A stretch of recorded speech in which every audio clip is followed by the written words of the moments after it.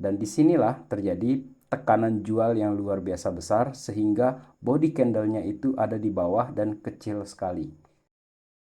Yo guys, welcome back everyone to Black Cuan. Terima kasih telah mengupdate berita kripto dari channel ini. Teman-teman, kita berbicara kenapa Bitcoin lesu.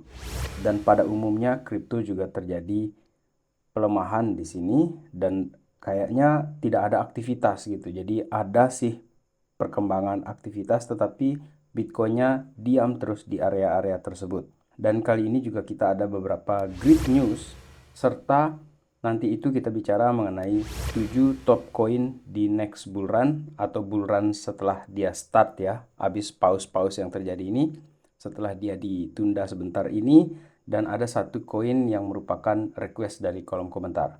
Yang pertama di sini kita berbicara adalah kenapa Bitcoin atau market kripto ini lesu.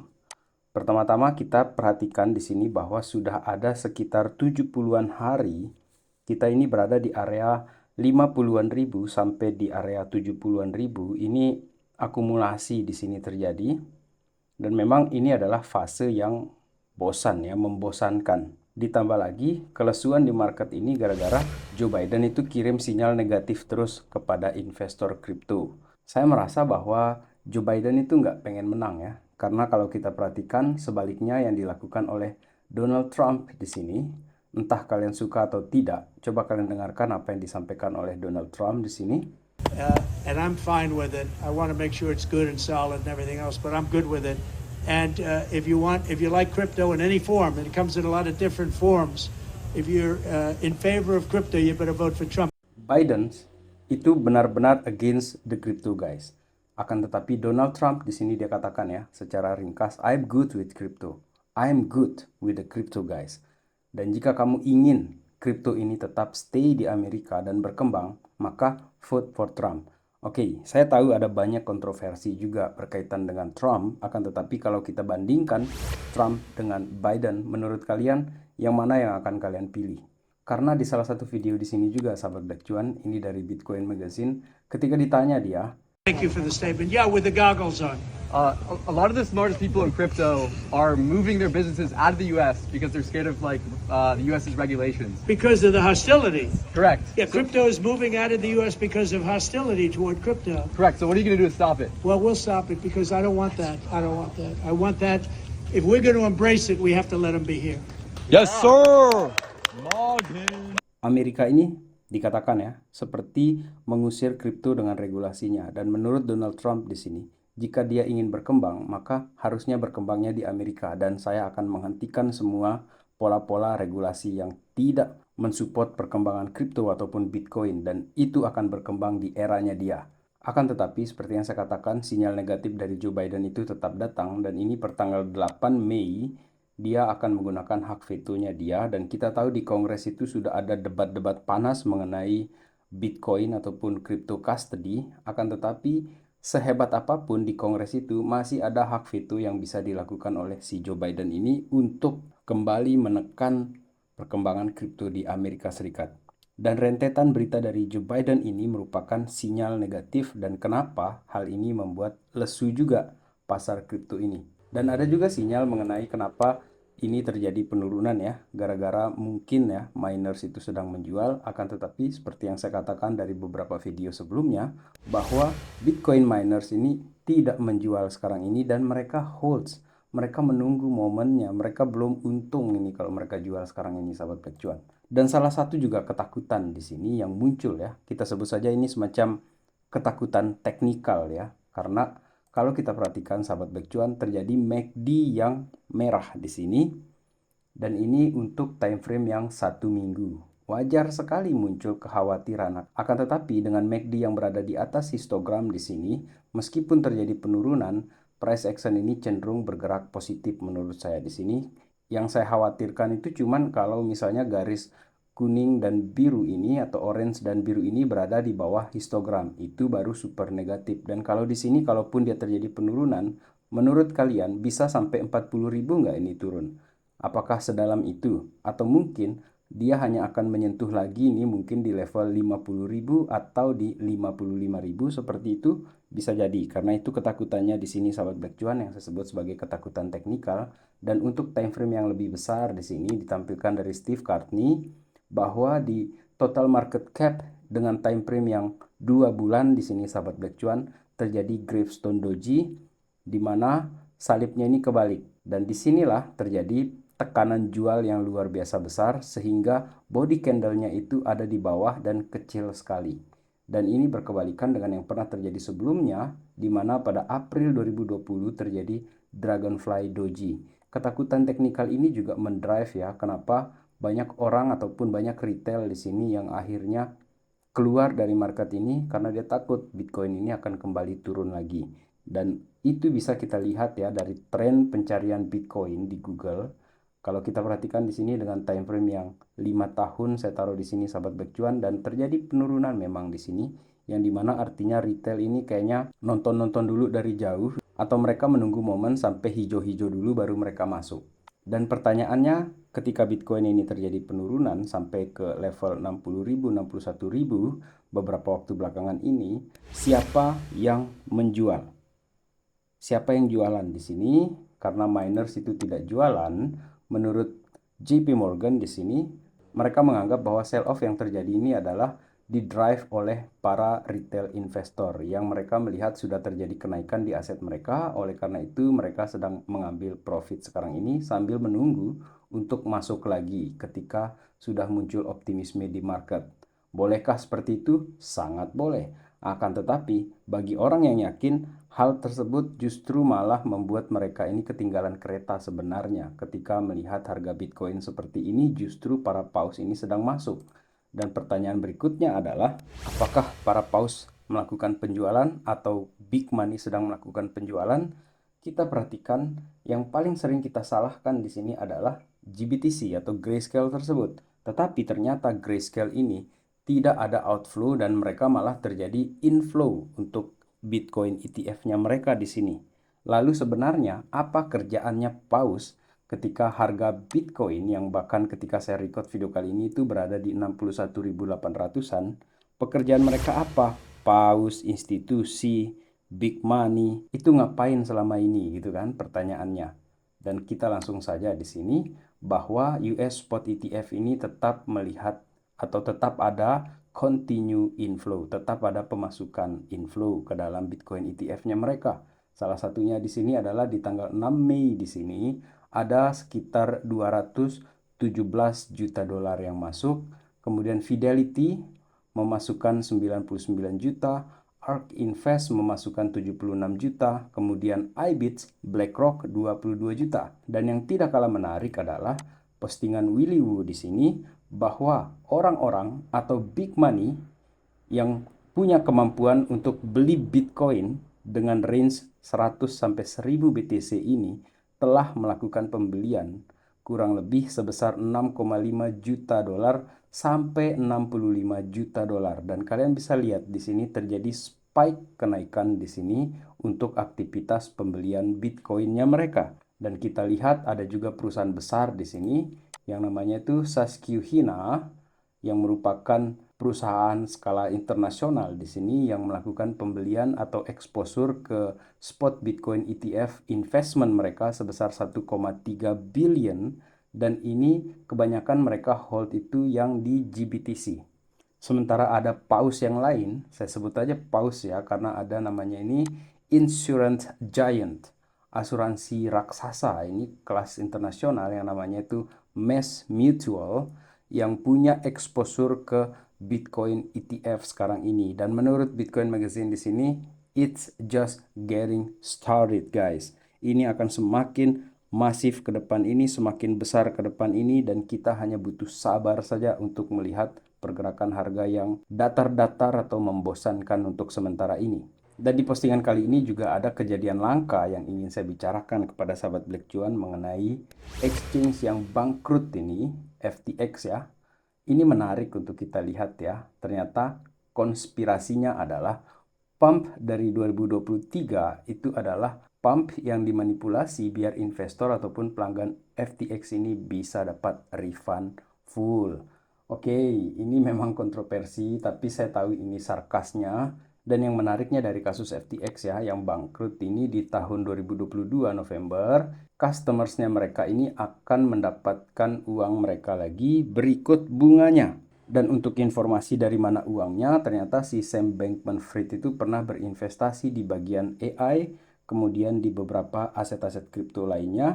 Dan ketika itu terjadi, bangkrut itu harga BTC itu 16.000, Solana juga tumbang.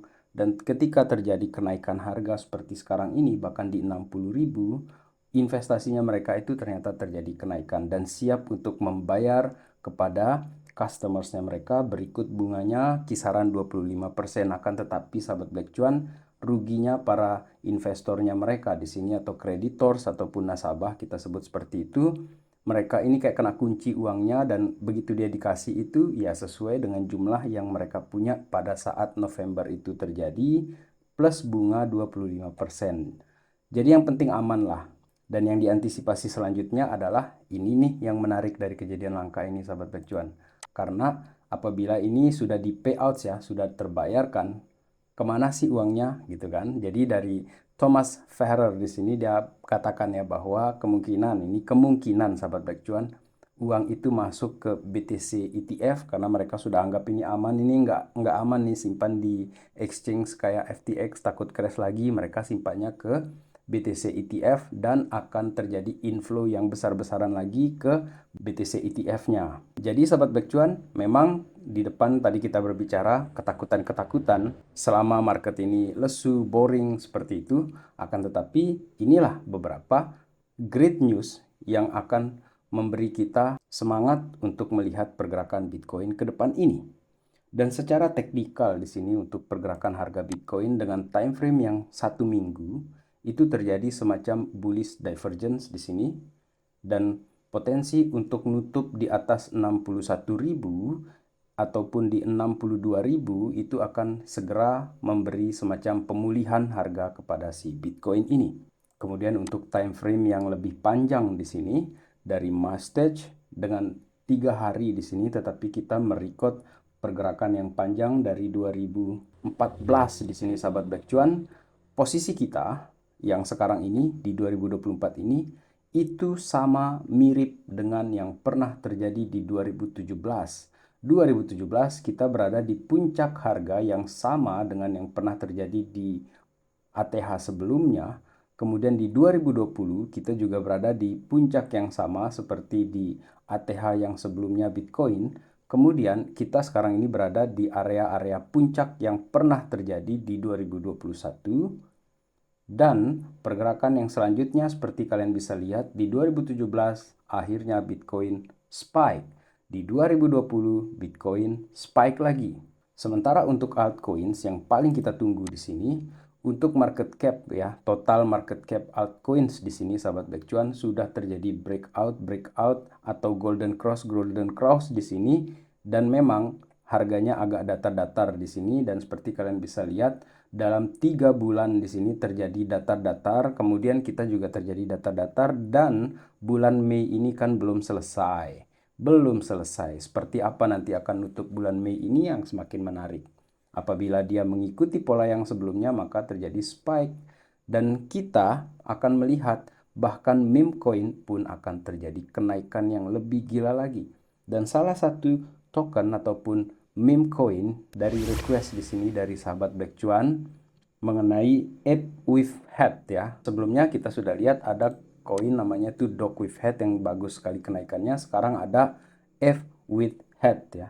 Di sini juga meme coin dan ini ya jelas ya temanya itu adalah humor, bercanda-bercanda gitu kan. Tetapi uangnya juga serius ini kalau misalnya untuk para investor-investor awal. Terutama karena meme coin ini, ape with head ini ya, si monyet dengan topi ini merupakan salah satu meme yang berada di jaringan Solana. Dan kita tahu Solana kan lagi hot sekali jaringannya dia, kenaikan harganya juga bagus sekali. Kemudian untuk ape with head ini juga di Twitternya dia ini memang masih sedikit ya. Untuk pengikutnya dia di sini masih sekitar 9 ribuan. Akan tetapi ini ada update ya dari timnya mereka di sini bahwa sudah ada advertise mereka ini di DEX Screener. Dex Screener ini sahabat Black Cuan, kalau kalian bisa pakai dia ini kan tempat kita memantau perubahan-perubahan harga koin ataupun mana koin-koin yang dalam beberapa waktu atau time frame tertentu kita mau lihat perubahan harganya, dan kita bisa ikutin beberapa wallet-wallet di sini yang kalau kita mau sibuk mencatat ya, wallet-wallet mana yang punya pergerakan bagus dan bisa meniru-meniru seperti itulah untuk di Dex Screener ini ya. Dan ada banyak juga yang tipikal sama dengan Dex Screener seperti ini. Akan tetapi saya mengingatkan kepada sahabat Black Cuan, meskipun saya membahas F with Head ini, saya tidak punya koin ini dan saya tidak sedang sealing dia. Ini murni dari request sahabat Black Cuan, bisa dong dibahas gitu kan. Nah, disinilah saya mau bilang juga mengenai koin-koin meme. Koin-koin meme itu harus modelnya tuh seperti hit and run. Jadi kalau misalnya nih sahabat Black Cuan beli dia dengan uang yang seminimal mungkin, dan resikonya ini memang besar, kita tahu dia besar sekali resikonya. Akan tetapi begitu kalian sudah dapat profit ya, seperti yang saya katakan tadi, hit and run untuk pergerakan harganya dia di sini. Karena kalau kalian bertahan lama di meme coin, saya tidak bisa jamin resikonya itu terlalu besar untuk itu sahabat Black Cuan. Dan ini berlaku tidak hanya untuk si F with Head ini aja, tetapi banyak koin-koin meme lainnya juga. Dan bagian terakhir dari video kali ini adalah mengenai 7 altcoins yang menurut saya akan sangat menarik ke depan ini sahabat Black Cuan, di bull runs yang akan di start lagi ini ketika optimisme market itu kembali. 7 koin tersebut adalah di dalam tema AI dan GameFi sahabat Black Cuan. Jadi untuk yang top artificial intelligence di sini ada Fetch AI, Render seperti itu. Dan menariknya adalah saya memantau semua koin-koin yang menarik ini karena saya lihat bahwa perkembangan AI ke depan ini semakin masif menurut saya di sini, dan dia itu untuk market cap AI-nya saja itu sudah kita bahas di video yang sebelumnya. Sampai di tahun 2030 itu dia akan terjadi kenaikan yang terus kenaikan, karena memang lagi hot narasi AI, tidak hanya di kripto saja tetapi di bidang di luar kripto pun dia sedang hot untuk AI tersebut. Dan untuk koinnya di sini ada Renders yang menarik untuk kita pantau di sini, dan kita sudah bahas juga ini ya mengenai Renders ini ketika masih harga $1 seperti itulah. Dan itu sudah banyak sekali profit ya untuk yang sudah hold sekian lama, karena dia sempat juga naik ke $14 ini si Render. Kemudian koin berikutnya adalah Singularity Net. Guys, Singularity Net ini kita sudah discuss ya dari tahun 2023, karena ini adalah project yang menarik menurut saya, si EGX ini. Kemudian koin yang ketiga di sini adalah Akash. Akash Network guys, ini sangat menarik. Akash Network ini luar biasa bagus ya menurut saya untuk di AI tersebut. Dan koin berikutnya adalah iOS yang merupakan salah satu yang baru di sini. Di Black Cuan kita bahas ini iOS Network di sini. Bisa juga masuk ke dalam pantauan-pantauannya sahabat Black Cuan. Kemudian yang paling sering kita bahas untuk AI selain Render, selain EGX adalah project baru yang namanya itu PAL AI. Saya membayangkan ketika bull runs ini naik, Bitcoin sudah di atas 100.000, saya tidak tahu ini saya mau bicara berapa ini untuk si PAL AI ini, karena market cap-nya kan kecil gitu kan. Ini cuma 290 juta market cap. Bandingkan dengan Renders itu tadi, Renders itu market cap-nya aja 4 billions, dan itu pun potensi naiknya masih positif sekali menurut saya. Dan bagaimana dengan PAL AI tadi itu? Lalu yang dua terakhir ini setelah 5 koin tadi itu yang ada di narasi AI, yang dua terakhir ini berada di narasi GameFi. Yang meskipun ya ada beberapa token yang saya tidak sempat sebutkan di GameFi di sini, akan tetapi saya akan sebut langsung dua koinnya. Saya yakin sahabat Black Cuan sudah hafal mati ini. Koin pertama itu adalah BIM. BIM ini merupakan infrastruktur gaming yang ada di dalam jaringannya Avex. Kemudian ada Superverse. Superverse yang merupakan salah satu infrastruktur gaming yang juga menurut saya akan semakin hot ke depannya. Jadi sahabat Black Cuan itu tadi 7 top koin yang menurut saya punya pergerakan bagus ke depan ini, dan ini bukan financial advice. Kita bisa kehilangan uang kita habis-habisan di sini karena resiko di koin-koin yang kecil-kecil seperti ini sahabat Black Cuan itu cukup besar, akan tetapi rewards-nya juga cukup besar. Dan kalaupun kalian menaruh uang di sini, pastikan manajemennya itu sudah benar-benar diperhitungkan. Dan ketika tekan tombol beli, pastikan itu bukan karena saya yang sarankan membeli 7 koin ini, atau salah satu dari 7 koin ini. Pastikan itu adalah karena kalian sendiri yang memang sudah melakukan research dan yakin terhadap beberapa koin yang saya beritakan di sini, ataupun yang kalian beli di luar apa yang kita bahas di dalam konten Black Cuan ini. Baik, sekian video kali ini. Meskipun membosankan market ini, kita tetap enjoy the ride guys, sambil kita ngopi dulu pagi-pagi. Terima kasih telah menonton. Salam Black Cuan. Peace, my friend.